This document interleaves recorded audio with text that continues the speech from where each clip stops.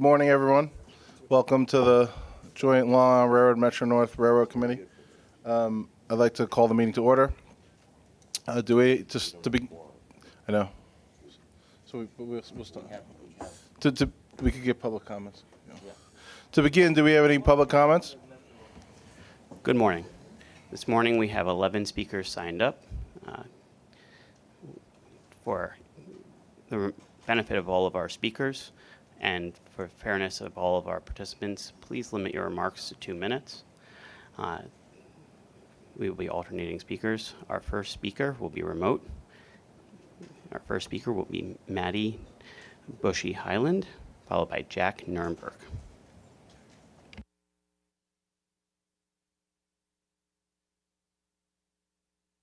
Okay, good morning, everybody. I'm Maddie Highland. I want to speak to you about various comments today. The first being accessibility. With 2024 on the roll, we have already unlocked the potential for accessibility at the Scarsdale and Hartsdale station on the Metro North. I'm very excited to see what is going to come. I want to thank the advocates, though, and they deserve a well-deserved pat on the back. The second thing I want to talk about is safety. I do applaud and salute the police who keep us out the rail safe. We can't have fights that resemble like you see on the Jerry Springer show. And the last thing I want to talk about is fares. I'm not sure if you heard this on the news, but New Jersey Transit has planned to increase their fares on there, which have not been raised since the governorship of Christopher James. A lot of people know him as Chris Christie. He would be raised for the first time by 15%. That could be a hectic amount for the commuters who use these west of the Hudson River. I would hope to consider those with these things, Accessibility, our disability rights are human rights, everybody, and we should applaud and salute those who work very hard for them and give them a well-deserved pat on the back. Thank you, and have a good day. Over to you. Our next speaker is Jacknberg, followed by Ravi Kanmumam. Good morning, everyone. I'm Jack Nierenberg. I'm the Vice President of Passengers United. So I've been looking at the schedule changes coming up shortly, and I'm noticing there are some improvements, long-awaited improvements, such as more through trains to Atlantic Terminal, and finally, we're seeing some returning trains going out from Atlantic Terminal on some of the major branches in the afternoon peak. At the same time, while this is an improvement, there's still a lot more to be done, and we're still waiting to see those through trains from Atlantic Terminal coming back to the main line, more specifically the Ronkonkoma line and the Huntington line. So we're still waiting to see those. And secondly, we're still seeing connections at Jamaica where we're seeing riders scrambling to the trains, going from Brooklyn or going to Brooklyn and barely making the train. So that's something that I think needs to be addressed as well. And finally, I'm going to discuss the fares for the Long Island Railroad. We did see the elimination of the Atlantic ticket last year, which was a real shame because people in Southeast Queens, these are already disadvantaged communities, they lost their weekly $60 ticket for the railroad, which included the subway transfer. That was a lifeline to them. So we really want to see that restored for them. And at the same time, if we can see cities in Europe, for example, Rome, you can get on the commuter rail at the exact same price as a metro ticket, which is, I think, €1.50. We could see the same, and especially with congestion pricing coming in, how are we going to accommodate these the influx of riders switching from driving onto mass transit, especially from the outer boroughs? And we really want to see them an incentive, a proper incentive. So reducing the fares will actually make a huge difference for them. Thank you very much. Thank you for your remarks. Our next speaker is Ravi Kanmumam, followed by Murray Bowden. Hi, and good morning. Thank you again for the excellent service and commitments that we're seeing from the LIRR. My comment is on scheduling. and specifically on weekends, as a regular traveler from Jamaica into Penn Station, there appeared to be very few express trains making that route. And specifically, my comment is whether the 547 on Saturday and Sunday from Jamaica could be made to be express. Last several times I've been on that train, have noticed very few people getting off at Woodside. I think yesterday only 3 people got off at Woodside. So I believe there is another way for people to get to Woodside. But again, in the interest of having an efficient commute at a peak hour, asking for consideration on an express train, more express trains into Penn Station. Thank you. Thank you for your remarks. Our next speaker is Murray Bowden, followed by Andy Pollock. Good morning, everyone. As you may or may not know, the 2003 Manual Uniform Traffic Control Devices is now in effect. They put some new stuff in there. One of the statements says, when you find a better way or a safer way to do it, then get it done legally. At the Roaring Brook Railroad Station, they have 2 pieces of called a crossbuck. 200 years ago, they took 2 pieces of wood and they nailed them up there and they called it railroad crossing. But the area between over the tracks should have don't block the box, the same as everywhere else. As it happens at Virginia Road, they have an old do not block the box. Do not block the box. I'm sorry. I can't always find the words I need. I want to meet with your team from both the Long Island Railroad and Metro North, sit down, get to know each other face to face, and lay out a plan for which things on the railroads can be made safer at lower cost. So, Rob, if you could set up a meeting with me, I'll come out to the island. First, we'll get to know each other, and then we'll sit down and say, how can we make the road safer for the people that use it? Someplace has to start. This is where it starts. I can't do this much longer. And the instructions are, we notice manual is broken, fix it where you can, legally. And they tell you how to do it. And thank everybody who helped me do this, because I could not have done it by myself. Thank you for your remarks. Our next speaker is Andy Pollock, followed by Joseph Morales. Good morning, Andy Pollock for the record, Passengers United. Please note it's spelled P-O, 2 L's, A-C-K. So a couple of things we're going to discuss this month. Number one, to the Long Island Railroad, Rob Free, thank you very much for addressing the men's stalls issue at Grand Central Madison. We've been complaining for a while that the stalls were missing in the men's bathroom on the east side of the station. Thankfully now all the bathroom stalls do have locks. That's very good that my complaint was heard about that last month. Okay, second, schedules. So thankfully now with the Hempstead branch, there are now 2 trains that leave directly from Atlantic Terminal, 3:35 p.m. and 6:39 p.m.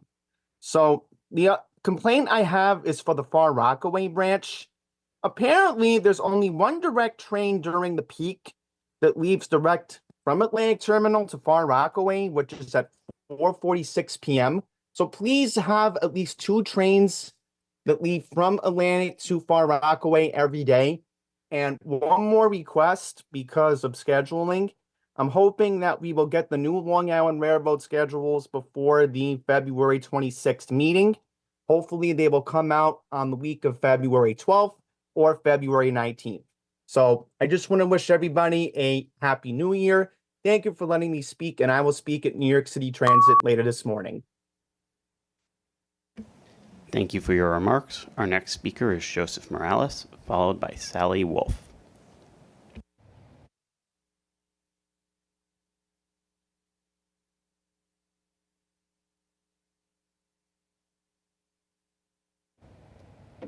All right. Once again. Oh, shoot. Good morning, everyone. Good morning, everyone. My name is, for those of you who haven't heard already, my name is Joseph Morales, and I go to Bronx Engineering and Technology Academy. With the LIRR, I'm glad to see MTA programming coming to Suffolk County with the elementary school in Babylon.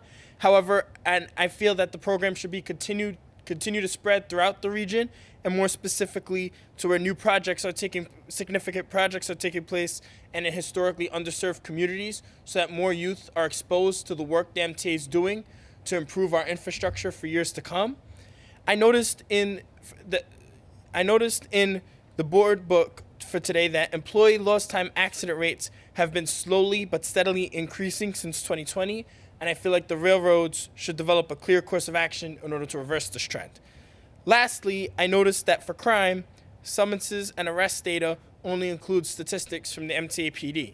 However, I feel like the numbers should also include data for law enforcement action taken by municipal, county, and state police agencies in and around LIRR Metro North stations, because these agencies also play a major role in ensuring safety at our stations, as well as in the suburban downtowns that often surround our stations. And I personally feel like in a lot of our villages that safety in the station is likely tied to safety in the community. So making sure there's overlap to help address these issues across the suburbs would be amazing. Thank you for your time. Thank you for your remarks. Our next speaker is Sally Wolf, followed by Jack Connors. Hi, everyone. Happy New Year. Back in September 2022, when I first spoke with you, I certainly didn't expect to still be coming, but I felt compelled to return today, having taken many Long Island Railroad and Metro North trains recently, with many unmasked people coughing on all. As you can imagine, as an immunocompromised New Yorker on cancer medicine, I found this to be incredibly and unnecessarily stressful. We as a society have a responsibility to protect our most vulnerable and to ensure their safety. There is no reason we cannot create a masked car or two on each train, or even just a masked area of certain cars, the same small areas already designated for those using wheelchairs. This isn't simply about COVID. There are many other airborne viruses that are rampant now too. And many, many people are now choosing to no longer stay home while they're sick. So given where we are, the MTA can certainly step up to create a space for more of us to travel safely. Here's the thing, I already do everything I can. If I'm going westbound on Metro North, I take the last car, or heading westbound on the LIRR, it's usually the first. Those tend to be less crowded. But I can never stop someone else who boards after me from sitting beside me while coughing, unmasked. So I'm turning to you for your help. It is simple. It costs almost nothing. And most unmasked people will do the right thing because their rights are not infringed upon. Maya Angelou famously said that when we know better, we can do better. The past 4 years have taught us how to know better, how to protect vulnerable New Yorkers. So now let's please do better together. Thank you. Thank you for your remarks. Our next speaker is Jack Connors, followed by Charlton Dusza.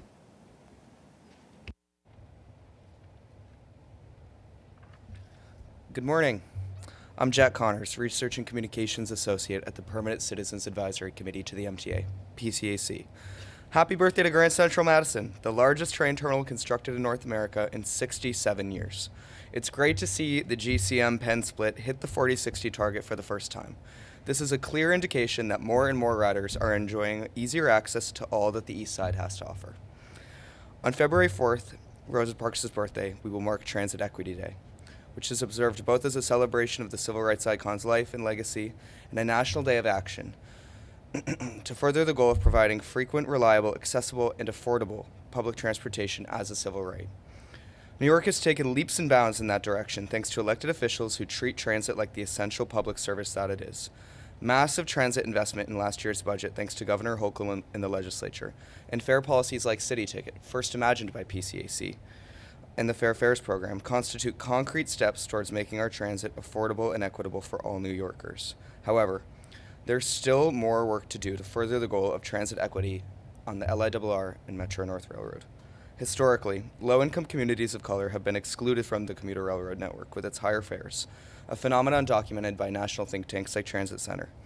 As a result, many residents of subway deserts like Southeast Queens are priced out of the LIRR lines that run right through their communities. The MTA can right this by enacting a weekly city ticket with optional transfers to subways and buses, and encouraging the city to complement the governor's fare evasion forgiveness proposal by bringing fair fares to the commuter rails. Expanding the senior and disability/Medicare discount to the morning peak on the railroads would further open access. With commutation ticket sales recovering more slowly than non-commutation tickets, now is the time to ensure that our commuter railroads are working for all New Yorkers, including those who don't have 9-to-5 jobs. Put simply, MTA riders deserve a fair budget. Thank you. Thank you for your remarks. Our next speaker is Charlton Dusza, followed by Jason Anthony.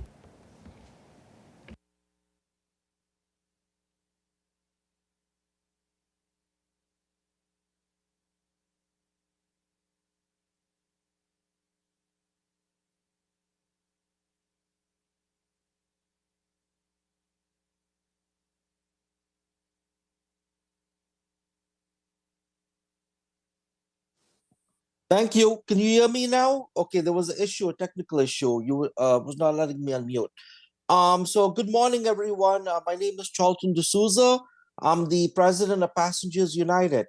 And yet again, we're having many complaints about the Long Island Railroad, even in 2024.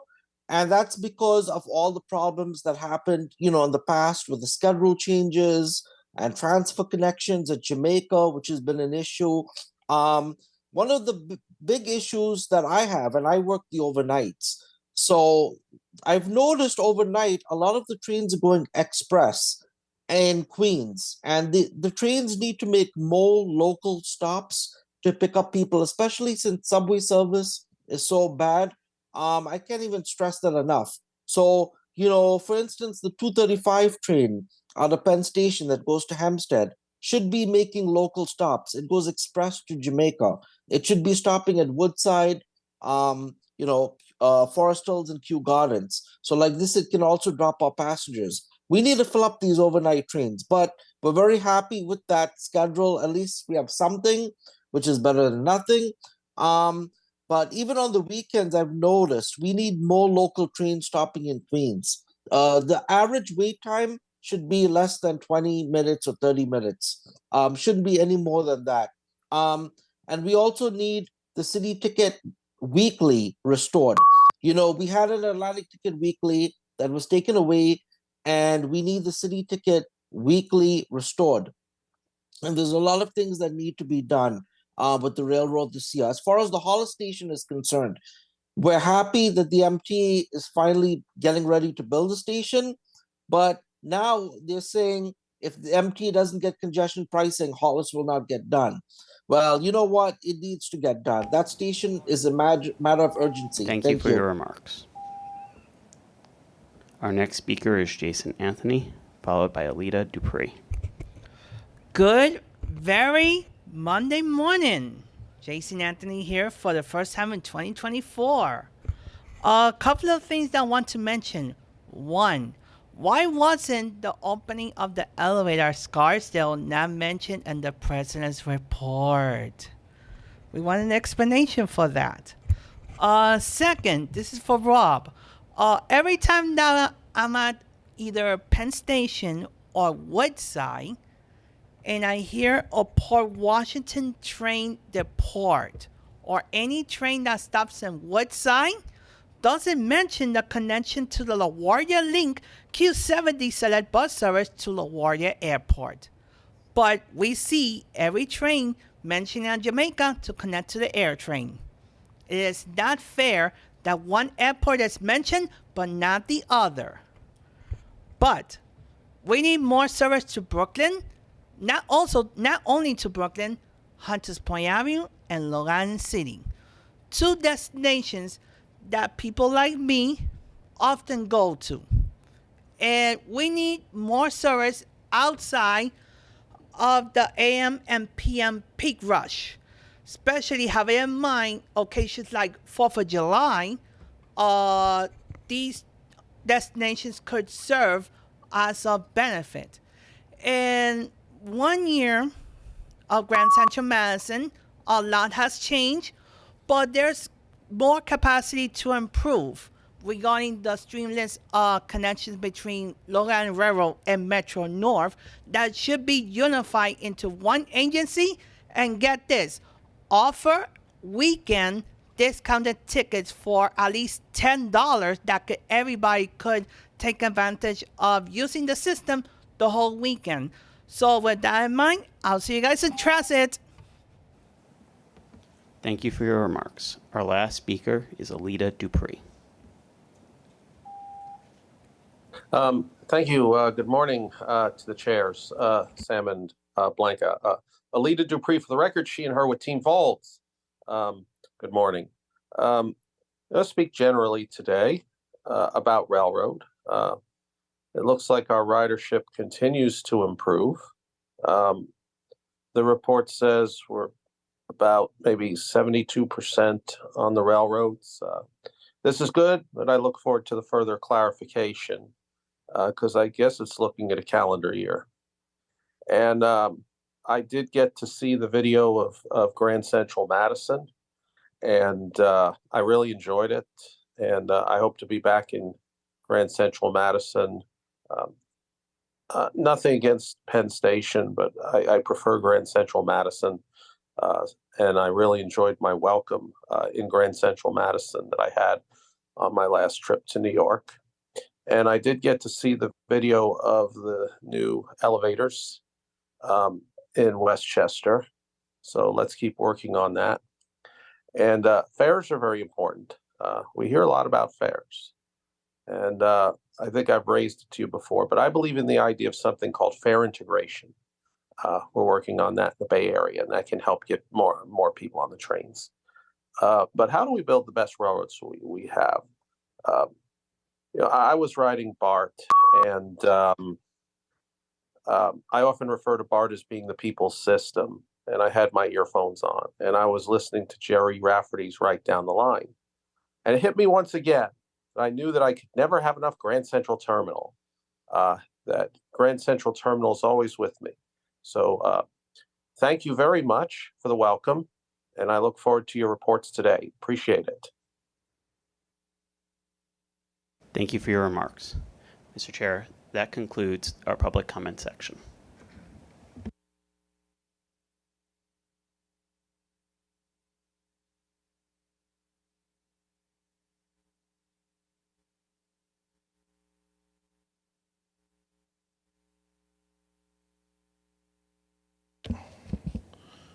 Okay, until we have a quorum, we are going to kick it off with the agency president's reports. Rob?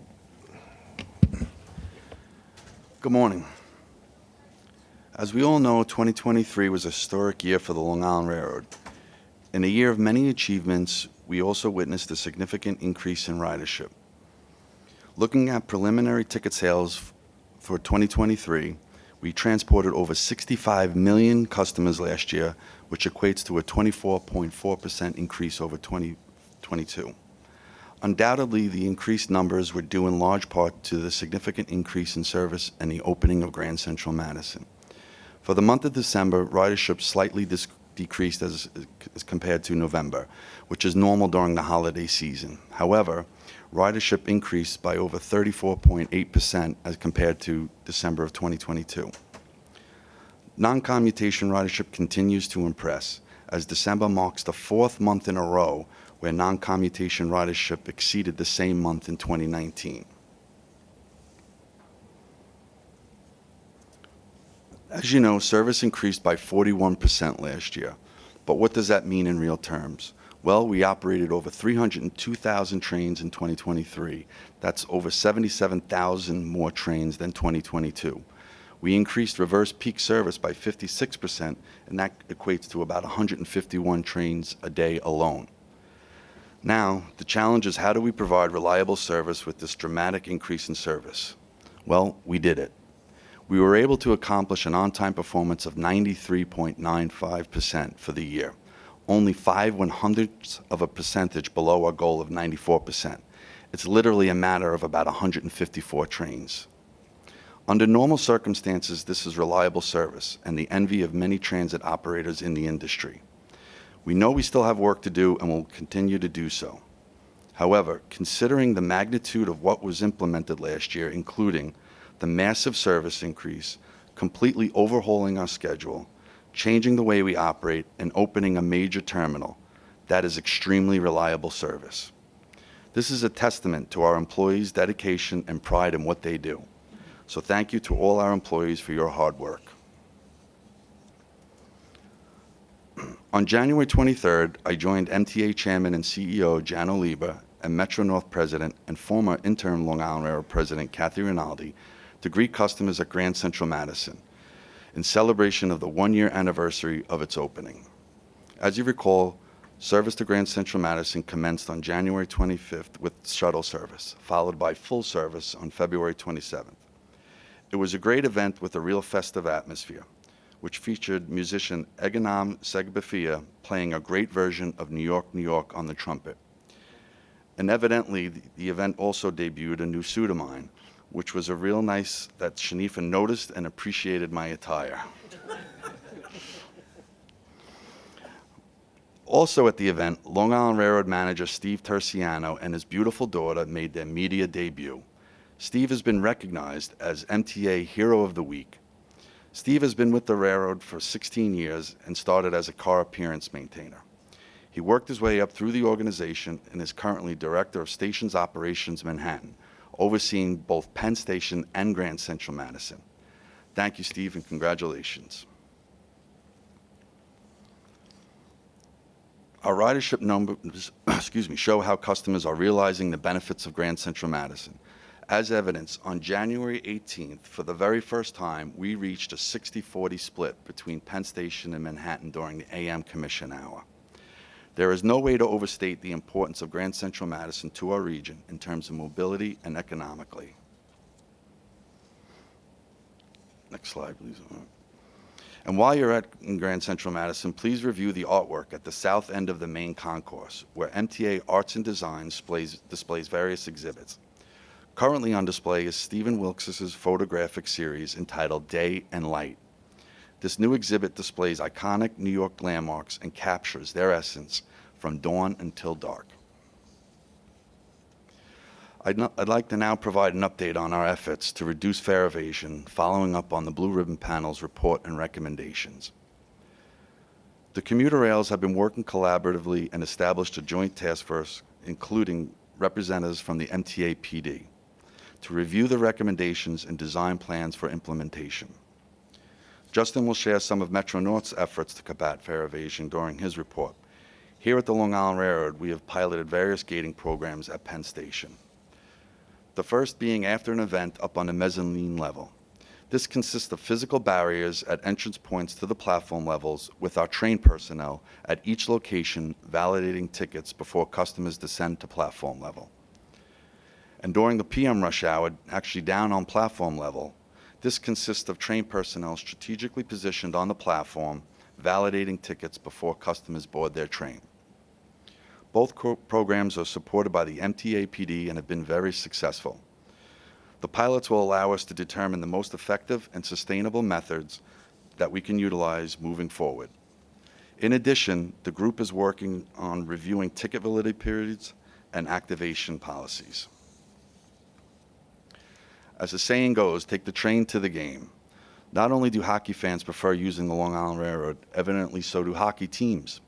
First on January 23rd, the Vegas Golden Knights, and then on January 27th, the Florida Panthers utilized the Long Island Railroad from Penn Station to the UBS Arena for their games against the Islanders. Unfortunately, the Islanders lost both games, but we'll get them next time. This is a great story and a testament to our marketing team's efforts to promote the Long Island Railroad. I'd like to conclude this month's report with a story of life-saving heroism. On December 27th, the 11:40 a.m. train from Port Washington to Grand Central Madison was operating west of Manhasset when engineer Andy Fox noticed a female walking on the same track towards the train. he immediately stopped the train and notified the operations center, requesting that third rail power be de-energized. Meanwhile, conductor Mark Flynn descended to track level as the woman continually went on top of the third rail protection board. Thankfully, third rail power was de-energized already. An assistant conductor, Casey Langone, kept customers informed as to what was going on. Conductor Flynn managed to convince the disoriented woman to climb aboard the train.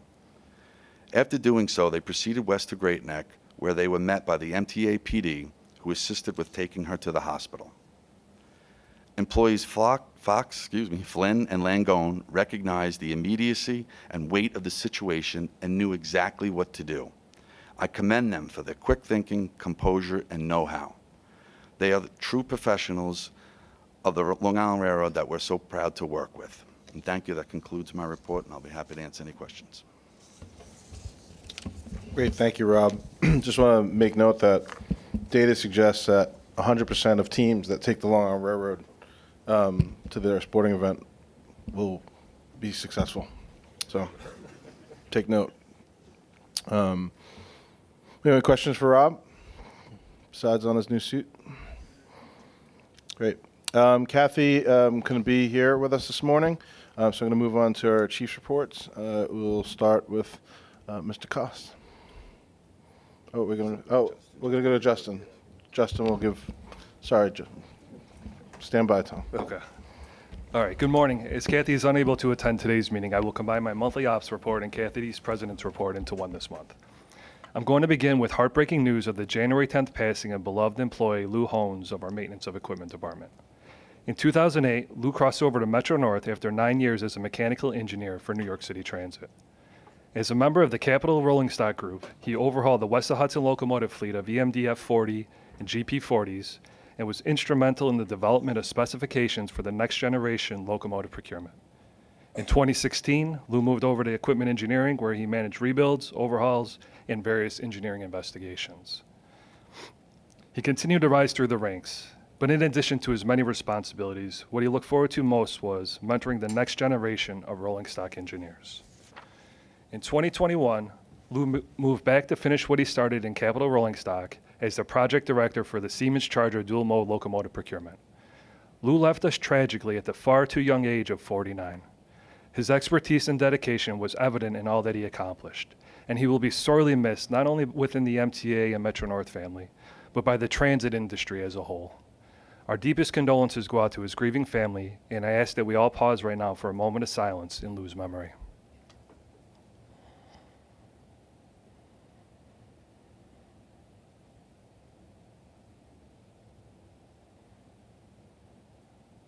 Thank you. Continuing now with the ops report. Metro North's service delivery rate for December 2023 was 99.9% with a 99.7% for the year. System-wide on-time performance for December was 97.8%, above our goal of 94%. Total 2023 on-time performance came in at 97.4%, marking the fourth consecutive year Metro North has exceeded the 97% OTP mark. This is only the second time in our history of the railroad that we have accomplished this level of performance.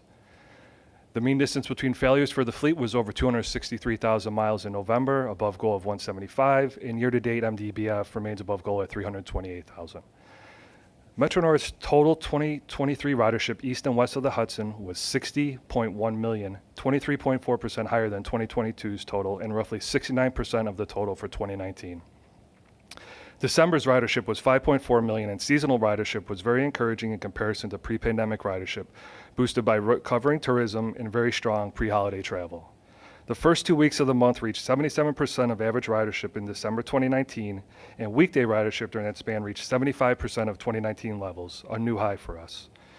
Weekend ridership was also robust, with a new one-day record of 149,000 set on Saturday, December 15th. Christmas Eve ridership as counted at GCT was actually 22% higher than 2017, the last time Christmas Eve actually fell on a Sunday. And New Year's Eve ridership was also 22% higher the last time New Year's Eve fell on a Sunday, which was in 2017. On January 12th, Metro North began a replacement program focused on 3 critical double-slip switches and a diamond switch that allows trains to operate from any track in the Park Avenue Tunnel to any platform in GCT. These switches have been in service since 2000 and are in need of replacement. Crews will work through late March, and as this work is ongoing, trains will be limited to specific platforms depending on their track assignments within the tunnel. We have analyzed our operating plan and identified key trains to remove and reduce peak train traffic. This reduces significant tunnel congestion and delays while work is being performed. New train schedules have been developed and publicized, and they include cancellations and combinations with added cars to handle additional ridership. So be sure to consult mta.info or the Train Time app before heading out. There's been a bit of decline in ridership thus far in January, which is typically low for us anyways.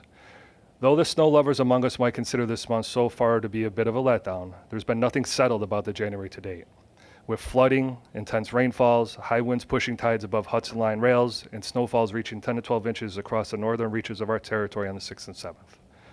Our ridership fluctuations reflect riders who are likely working from home while supervising their children who are home from closed schools and who perhaps are also dealing with downed trees and damaged property. The good news thus far is that none of this has created any major or widespread delays for the operation. Our maintenance away force has established weather coverage and handled several inclement weather days without issue this month. Next slide. As Rob mentioned earlier, both Metro-North and Long Island Railroad are teaming up to combat fare evasion in accordance with the recommendation of the MTA's Blue Ribbon Panel on the matter. Given the solid and diverse expertise of its participants, we are confident that this joint task force will produce positive results in the fight against this very costly trend. As Metro-North prepares to conduct its third pre-boarding visual inspection pilot at GCT tomorrow, the 30th, we're happy to report that some of our already established methods have led to significant fare collection improvements in 2023. For example, our fare not collected rate outperformed our 4% goal, and our total revenue losses were down 35%. From 21.4 million to 13.9 million. These successes can be attributed to three primary drivers: increased management focus and oversight, use of onboard video for follow-up with train crews, and what I would call probably the most important is our collaboration amongst management, union leadership, train crews, and the MTA PD. As per the Blue Ribbon Panel recommendations, we will continue pre-boarding visual inspection pilots in GCT to encourage increased awareness of customer responsibilities and the importance of paying the fare. And we are working actively on other recommendations, all of which will be analyzed for their respective effectiveness. The MTA has been adding accessible stations to its roster, rather faster than ever these days. And the ribbon was cut earlier this month on the two latest success stories, both of which benefited the Harlem line. Both Scarsdale and Hartsdale stations have been made fully accessible, with Scarsdale receiving a second elevator serving the Grand Central bound platform, and Hartsdale getting two new lifts, one for each platform serving street, platform, and overpass levels. Both of these exciting projects came with a host of new customer amenities like new ADA-compliant sidewalks and walkways, as well as overpass enhancements including benches, leaning bars, new LED lighting, and heaters. And the improvements don't end there. Purdy Station, already accessible with two elevators, is scheduled to complete its accessibility improvements later this year. The MTA is also moving forward with ADA upgrades at 3 of our Bronx Metro-North stations as part of the current capital plan. New station platforms, new elevators, and other amenities are in store for both Woodlawn and Williamsbridge. Botanical Garden Station will be rehabilitated, and station elevators will be upgraded. True to Metro-North's core mission, these current and future projects help us deliver superb customer service while enhancing regional mobility. Our riders deserve nothing less. Rail operators around the globe, including our own, share a special bond and willingness to share what they know with their fellow carriers for the benefit of the railroading world. Last week, I, along with several other representatives from the operations maintenance teams of New York City Transit, Metro-North, and the Long Island Railroad, traveled to Munich, Germany, and Zurich, Switzerland to seek and identify ways to innovate, reduce operating costs, and improve efficiencies from our international peers. When gleaning best practices on things like data, procurement, AI, and maintenance optimization for shops and yards, you could do a lot worse than Munich S-Bahn and Zurich SBB, two strong international railroads in areas of fleet maintenance standards, workflow management, process standardization, innovation, and data benchmarking. In both locations, we learned a number of things that will benefit Metro-North and potentially benefit all MTA agencies. Specific to Metro-North, we reviewed a throughput mathematical model for optimized shop and yard workflows and management. We learned methods for optimized materials management procedures, discussed cost-benefit analysis for the expansion of work facilities, and explored innovative concepts in wheel assessment technology and predictive data, including but not limited to artificial intelligence considerations, including next-generation robotics for undercarriage inspections. Ultimately, we expect that the programs of this nature will help ensure the optimization of our maintenance processes, leading to increased cost savings, cost avoidance, and critical improvements under the fiscal baseline reset operations efficiency umbrella. Finally, calling all innovators. The Transit Tech Lab, co-founded by the MTA and the Partnership Fund for New York City, is currently seeking submissions for its annual challenge competition. The lab is a program that allows transit agencies to source, evaluate, and pilot new innovations from early to growth stage companies to help solve public transportation challenges and needs across the MTA. Each year, the Transit Lab publicly announces challenges that address our regional transit agencies' most pressing issues, and in the process, further cement New York's place as the global leader in public transit. This year's competition seeks entries from companies around the world designed to improve the customer experience, build a more resilient and adaptive transit system, and maximize the city's curb space. Besides the MTA, Transit Tech Lab participants include the Port Authority of New York and New Jersey Transit, and New York City Department of Transportation. Applications are open until Wednesday, February 28th, and we can't wait to see the great ideas that flow in. For more information or to apply, visit transitinnovation.org. And that concludes my report. Are there any questions? Good, Neil. Thank you, Justin. Appreciate the report. Good pinch hitting this month. I want to pick up on your comment about the weather and trying to understand, and I realize our January financials are not in yet, but I'm just trying to understand a little bit about overtime and our expenses to cover. And my comment is not about whether we're properly staffing things or what we're spending on it. I'm more concerned about with climate that's arising, how much extra are we having to budget and think through the implications for weather that we probably can't see or figure out ahead of time. So do you have a sense of whether our overtime was greater or worse than we expected, and what was that around? For January specific? Yeah. I don't know that we have the exact number, but given the number of weather events so far this month with the coverage we provided, there's potential that it will be over. And then maybe December, I mean, just trying winter-wise in total, winter season in total, do you have a sense of, are we tracking above, and maybe our financial experts here have a sense? Let me ask Mike Loney, our VP of Engineering, to step in here. Yeah, we're covering 2 to 3 events a week since late December. Certainly more than we did last year. Last year was a light year for weather in January, but this year we're tracking ahead. So it'd be helpful, I guess, to gauge, and I'm not asking us to get too longitudinal on this, but it would be useful going back a few years to start thinking about how we're tracking on our weather-related work, whether that's number of weather events, whether it's total overtime, pick whatever metric you want to come up with how to gauge for this railroad how much more we're being impacted by climate change. We could do that. Okay, thanks. Jerry? Oh, sorry. I just wanted to second Board Member Zuckerman's perspective on this, because I think it's really important from a budgetary standpoint, because there are real operating expenses that we're starting to incur. So I don't know if the request's been made for Long Island Railroad as well, but if we can do that for that as well, so we see amongst the commuter railroads how we've been doing the past couple of years. Thank you. Go, Jerry. Yes, Justin, when you were in Germany, was there any discussion about rolling stock? Because I understand that in Germany they do run some hydrogen-powered trains. No, we didn't discuss that. Okay. Do you have any other questions for Justin? Thank you, Justin. Now it's your turn, Tom. Good morning, everyone.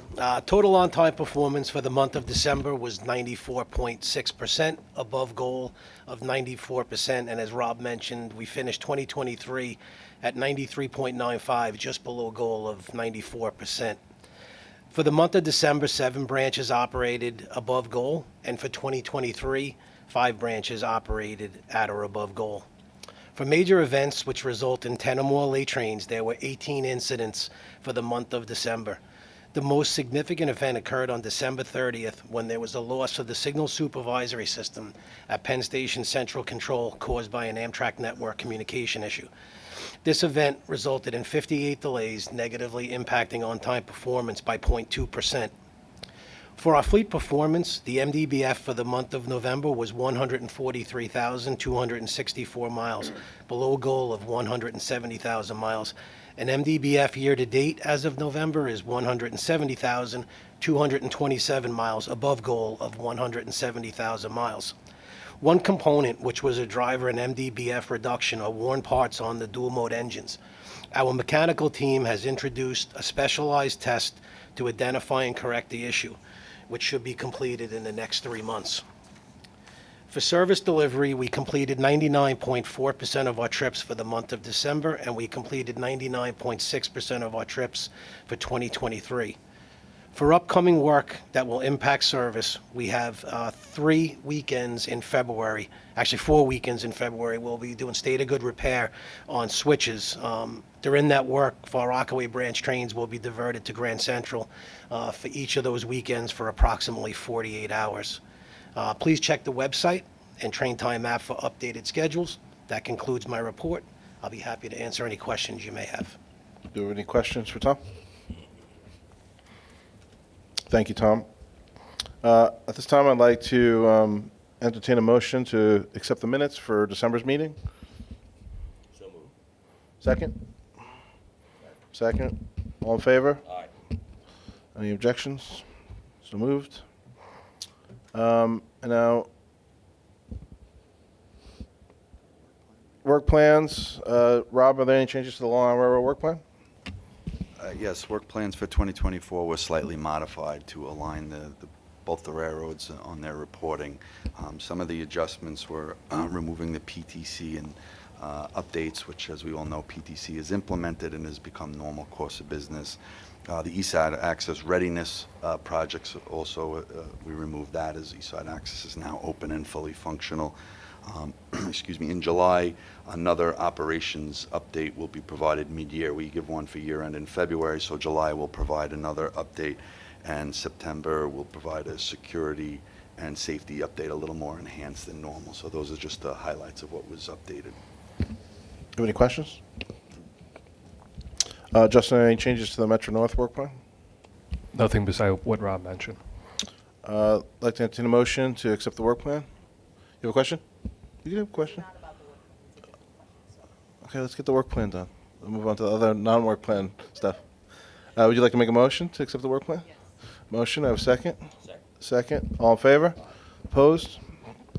Work plan approved. Now, did you have something else?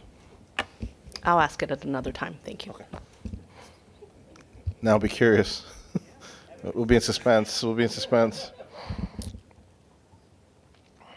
Now I'd like to move on with the Long Island Railroad Safety Report. Lori?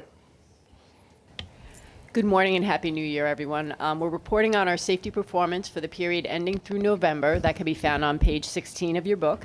On the reportable customer injury rate, we had a slight increase from 2.43 to 2.57 per 1 million customers. And on the employee lost time injury rate, another slight increase there from 4.27 to 4.4 per 200,000 hours worked.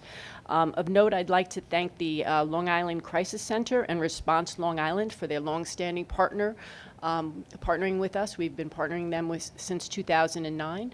Of note for 2024, in addition to featuring their crisis intervention connecting information, we are going to be transitioning and adding the 988 national hotline to our signage as well. So you'll see those signs go up over the course of 2024, again, to try to increase as much as possible how we can engage with individuals in our the communities that we serve to connect them with services as they need it and get the help that they need. Also want to thank the MTA police, again, targeting outreach at locations and enforcement as we're seeing, at grade crossings, concerns put forward by our train crews as well as broken gates. And finally, on the employee side, we've launched a new contest initiative in December, the Why Be Safe, to encourage employees to share photos and videos about who and what they're being safe, what's motivating them to be safe at work as we continue to foster the value of safety and stressing the importance of safety amongst our employees. Happy to answer any questions anyone may have. Any questions for Lori? Thank you, Lori. And now the Metro North Safety Report. Shelley?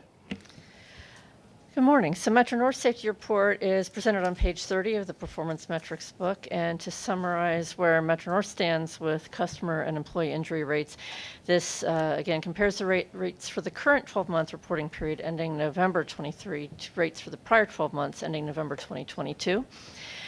So the reportable customer injury rate decreased from 2.42 to 1.97 per 1 million customers, and the reportable employee lost time injury rate decreased from 2.16 to 1.97 per 200,000 working hours compared to the prior 12 months.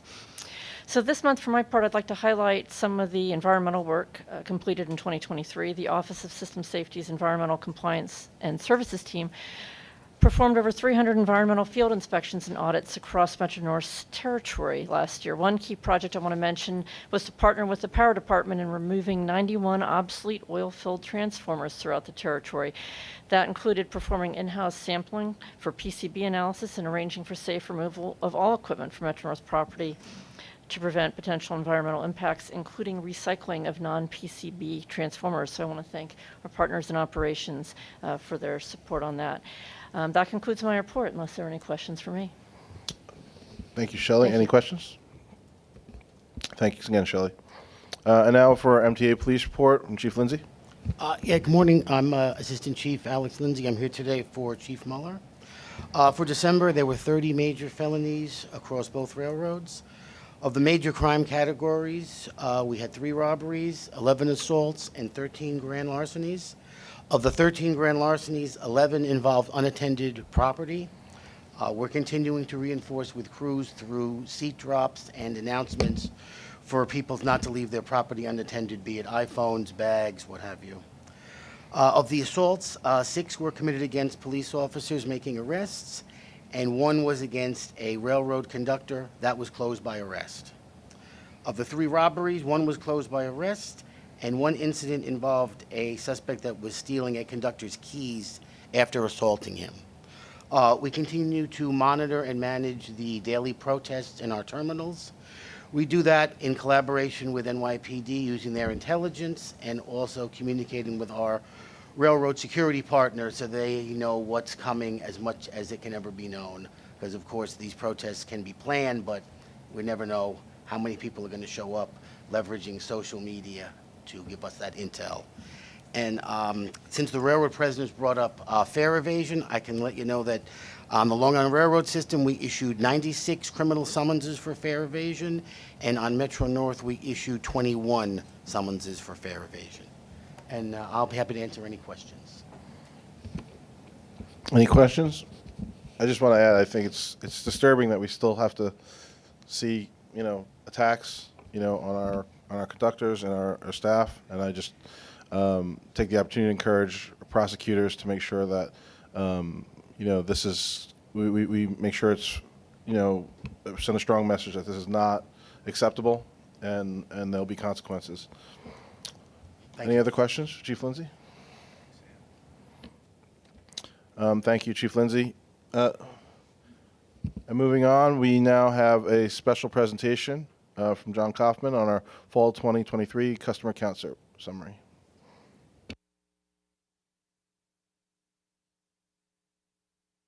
Good morning, everybody. Again, my name is John Kaufman. I'm the Chief of the Strategic Initiatives Group. Pleased to present the findings today of our Fall 2023 Customers Count Survey results for both the Long Island Railroad and Metro North Railroad. Sitting next to me is Tatiana Levina, who recently joined us as the Senior Director for Customer and Market Research. Just a few basics before we jump into it this month. We conducted the survey between November 6th and 20th. We offered the survey in English and Spanish, as well as offered by phone for those who might need additional assistance. The response to our survey was better than spring. We had actually 11% more respondents for the railroad and 12% more respondents for Metro North, so over 20,000 for each railroad. This is a very robust sample that allows us to do a lot of things about drilling down into route and station level. We thank Shanifa's teams, the marketing and advertising team, for helping us get the word out, as well as our government and community relations teams. The data we get is weighted by using the census to adjust for income and minority status, and for ridership using the average weekday customer counts, customer ridership counts. So let's jump right in. and start with the Long Island Railroad. This series of bars shows you the increased satisfaction from spring to fall at the very bottom there to get up to 70% of folks are satisfied or very satisfied with the Long Island Railroad, 2 points up since the spring. You'll also see that bottom bar has more greens, which are the deeply satisfied, and fewer reds, so fewer very dissatisfied folks as well. I'm going to take you through this in a little more detail to understand what is driving these overall results, which are going in a positive direction. This shows you the scores by branch, and again, we know that experiences can vary. These are listed alphabetically. Again, with green and blue showing satisfied customers and orange-red showing dissatisfied. The number in the triangle indicates the percentage point change from our spring survey. You can see pretty quickly some of our largest branches are showing increases. Babylon's up 4 points, City Zone up 5 points, Huntington Port Jeff up 5 points, and Ronkonkoma up 6 points. Port Washington is the only line showing a statistical drop. At this point, it's worth noting that the Long Island Railroad team put in place further adjustments to the schedule for Port Washington just about smack in the middle of this survey time. Unfortunate timing for the survey, but Rob and his team are continuing to keep a close eye on Port Washington as well as Oyster Bay as we continue to get that schedule right for the customers who live out there. Here we're looking at overall satisfaction another way by the Western Terminal destination. Again, the same color coding to show you that green and blue are the very satisfied or very satisfied folks. The good news is that customers to our biggest terminal, Penn Station, went up significantly 5 points. We believe this is a result of the improvements we made to that station in the last 12 months, as well as improvements to the Penn schedule, again, responding to customer feedback. Babylon and Port Jeff customers in particular to Penn took notice and gave us much higher scores this round.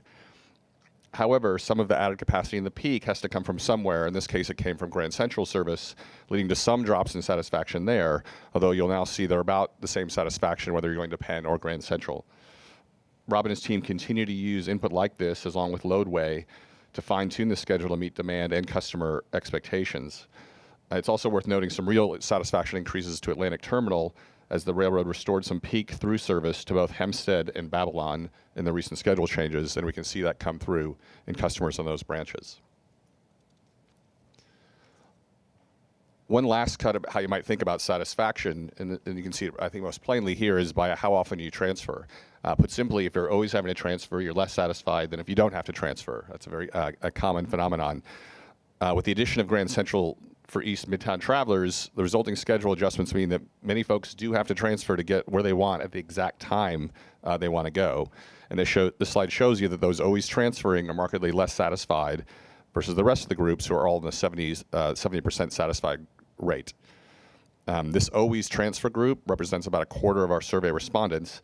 With ongoing schedule adjustments, we aim to improve that transfer experience, and we have been seeing some inroads with that group. As you can see, it's up 5 points from the last time we took the survey. I'm going to show you a little bit more about this group, the always transfers. On the left-hand side, you can see those folks who always transfer their ultimate destination.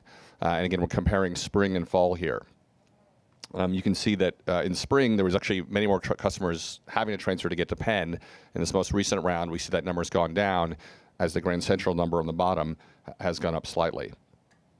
You can also see the Atlantic Terminal number has gone down, reflecting that through service that we've added. On the right-hand side, you can see the most important drivers for different groups of transferring. And these are in rank order of what matters most to them. Intuitively, on the left-hand side, you can see or the right-hand side, if you have to transfer, the quality of the transfer matters most. If you don't ever transfer, you want peak service frequency. What I would say is looking at the various colors on this chart is it's a bit of a checkerboard and that there's not a consistent pattern. This is kind of the challenge Rob and his team have, is that different customers have very different needs, and they're trying to balance all that with the operational constraints they have of the trains that go through Jamaica. If we pull back and just look at the overall attributes, you can see here we rank them in order of attribute importance. The ones at the top are what mean most to customers and giving us satisfaction, and as you go down, they're slightly less important, although everything on this slide is fairly important. The good news is that satisfaction with nearly all drivers went up from spring of 2023. And again, you can see that in the arrows. Quality of transfer up, peak service frequency up, service reliability up, on-time performance up. Again, these are all going in the right direction.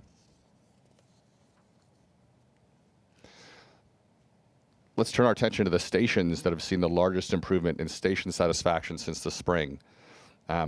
You can see here again, these are Babylon, Jamaica, Penn, all very large stations going up significantly in station satisfaction as a result of additional attention for cleaning and lighting and signage at these stations. We have the detail for all 125 stations. That's something that we work with Teresa and her team to make sure that they're getting the feedback on what customers are saying at every single location. While Grand Central Madison is not shown on this slide, its overall score is 97%. So again, not a lot of room to improve there from where it came in. One station I did want to pull out was the Penn Station scores and go a bit deeper on that, given how important it to us overall as the main hub of Long Island Railroad. You can see the overall station scores went up 12% in a 6-month period. This is now well after we've renovated and reopened and relaunched that station overall and added a lot of personnel to help with assistance and better signage throughout the station. Again, this is, I think, a great testament to the customers are recognizing the effort that the Long Island Railroad has put into the station along with C&D to make it more of a world-class hub.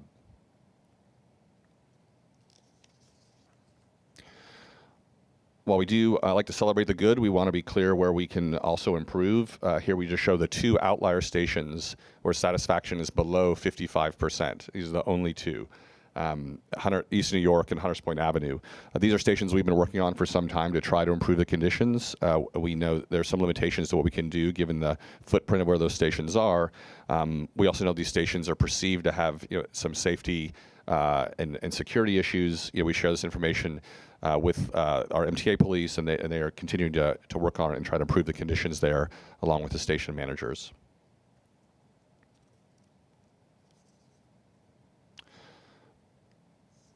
To round out the Long Island Railroad side of this, we ask customers directly what will increase their overall satisfaction, and they get to choose from a handful of responses. This slide shows you fairly concisely what they do choose. For the dissatisfied, which are the red and orange bars, shorter wait times on the weekdays and more reliable service come to the top overall. Those are things front and center, again, for Rob and his team to work on as we continue to kind of fine-tune the schedule to make all branches happier with the service that they're getting. Let's shift over to Metro North. This is a little more of a straightforward story this wave. Metro North is maintaining a very high overall level of satisfaction, down slightly, but at 86%, it's a pretty remarkable service for anyone to provide, where 86% of people are satisfied or very satisfied with the service.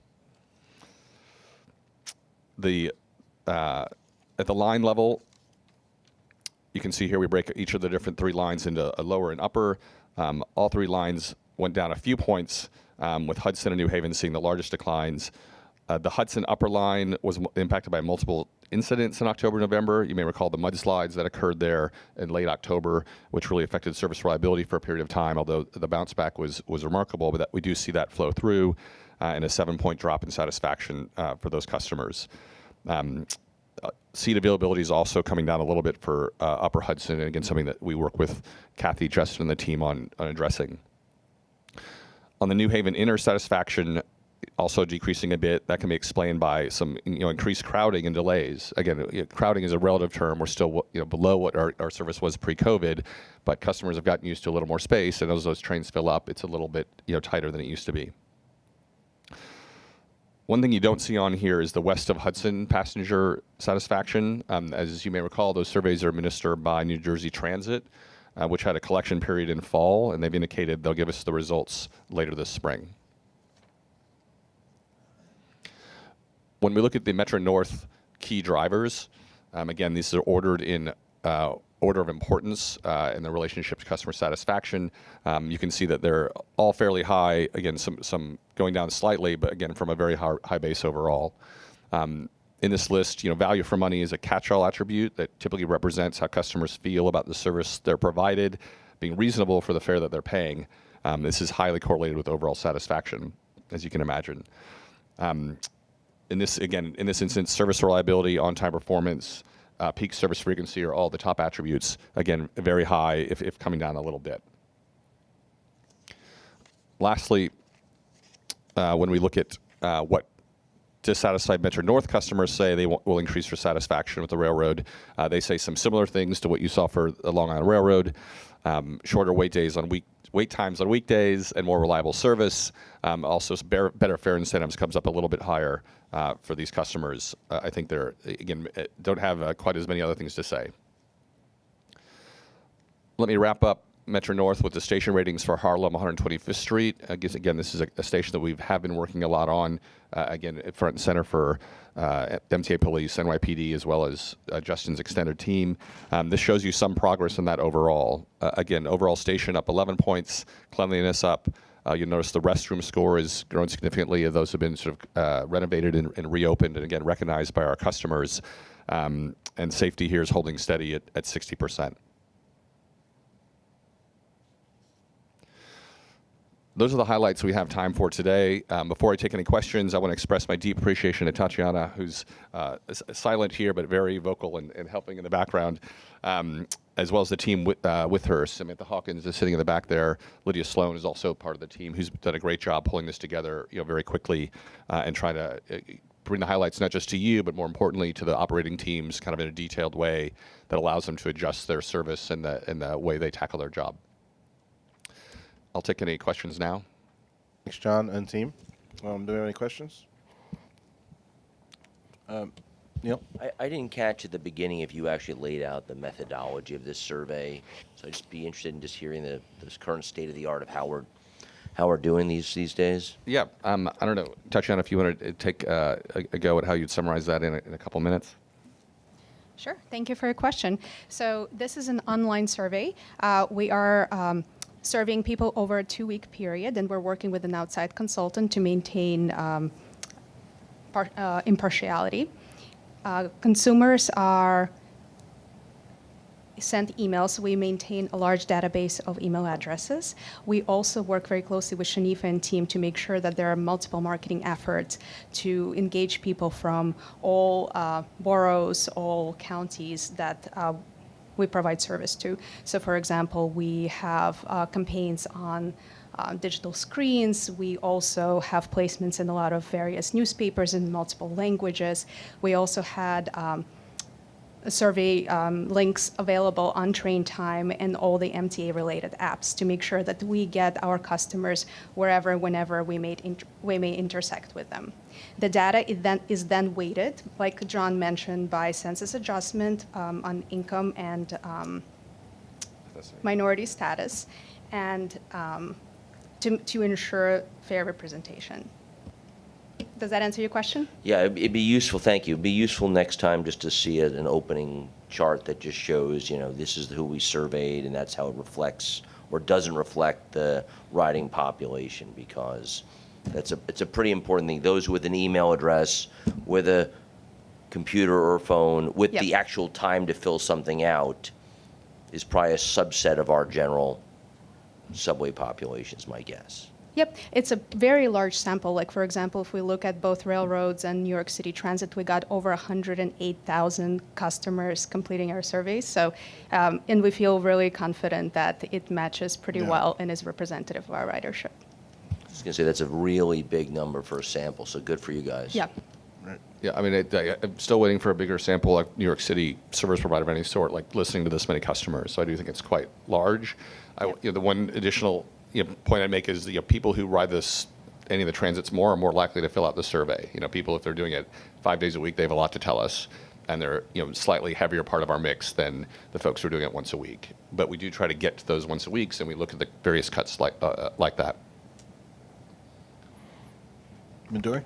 Hi, thank you so much for the presentation. So I've taken the survey multiple times, so no surprise there. But it's a little long, which I get. I think I appreciate that. But I am curious about to what extent that kind of cuts off some folks who don't necessarily have time.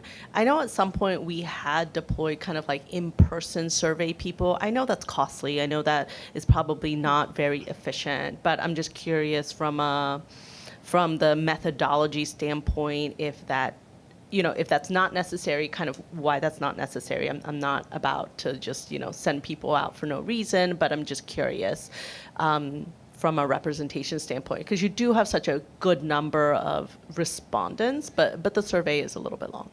Sure, thank you. No, that's a very fair point. It is definitely quite long.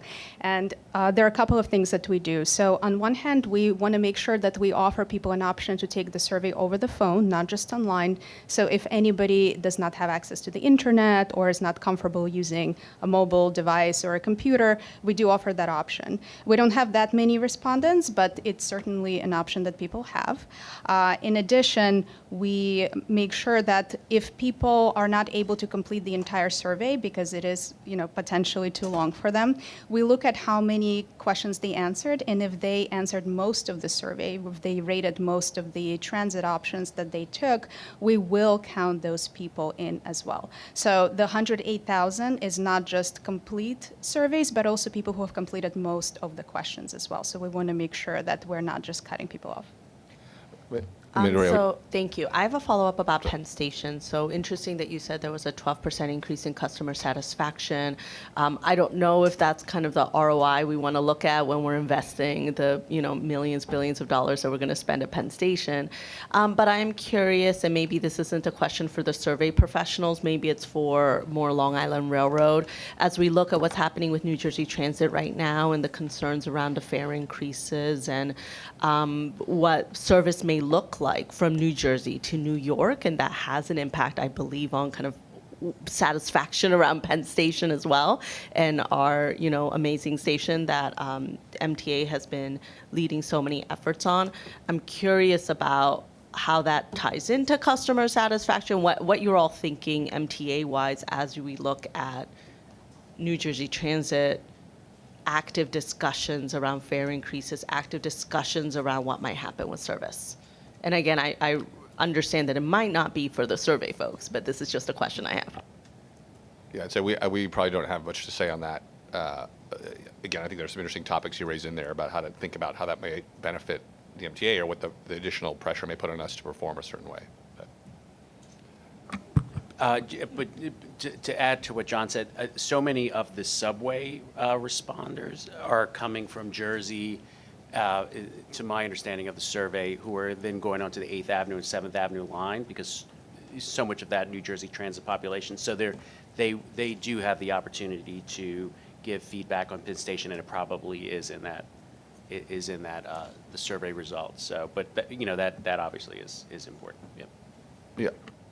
I will say, again, in the transit survey, we'll go over a version of this, but the Penn Station, the ACE line went up in terms of people's perception of that overall, and so I think it's some of the stuff there is definitely working. Great. Any other, Vinny? Real quick, more an observation than anything else. I remember the surveys from the past, and I don't see the breakdowns. Like it seems like everything is generalized by. By branch and whatnot. But I remember more specific opinions taken about customer service, courtesy, cleanliness in specific areas, as where it seems it's more broad now, just combining it all together. I would be interested in knowing what generates these numbers in more specific categories so we can get to, our employees and to people in the system to see where we could be doing better. If that makes any sense to you. It does, and again, we sort of got the highlights today, and for a 15-20 minute summary here. We do track those things and the various attributes like cleanliness or station bathrooms and announcements. Those are all something that again Rob and Teresa and Beth get to sort of work on. So we do rest assured we have that and bring it in. That does tie to Midori's point, like the survey is quite long. And so we're trying to balance out how we tackle that. We'll make sure we can action the things that are important and they don't get lost just because we're talking about on-time performance all the time. I would reiterate that as they keep coming back, service reliability and peak service frequency are the things that matter most. In the end, if we don't get those are the things that will help more of our customers be satisfied. And so we tend to emphasize that here. But I think that there's a qualitative element that's missing here that I think we could probably bring back, as you're saying, to help with the motivation and people to understand how they're efforts matter. I'm just kind of being selfish because I always remember very high scores for customer courtesy and service on board the trains and train crews, and that was the highlight of my year. So I'm not getting it anymore. Those are still pretty high. We'll bring that forward and talk to Rob about how to make it more prominent. Well, please get Vinny these numbers because we don't want his. It's too early in the year for it to be ruined. So, any other questions? Thank you, John and Tatiana and the team for the presentation and for the discussion, everybody. I think we all probably have resigned to the fact that we can't make everybody happy, but we can try and make as many people happy as possible, and having a thorough handle on this data is the way to get there. So appreciate all the work and the discussion. And now, moving on, Rob, do we have any information items for Long Island Railroad? Just the winter track work programs beginning on page 58. Great. Justin, do we have any Metro North information items? No information items. And you can find your agency finance reports in the book. There are no procurements this month for either railroad. Midori left. I don't know if she had any, and then we'll never know what she had, that other thing she had to mention. Now I'll take and before he left too, I wanted to wish our fellow board member a happy birthday. Mr. Mack celebrated. He's a little older than Grand Central Madison, but still youthful, and it's always good to celebrate a birthday. So with that, I'd like to accept a motion to adjourn. Second by Lisa. So moved. Thank you.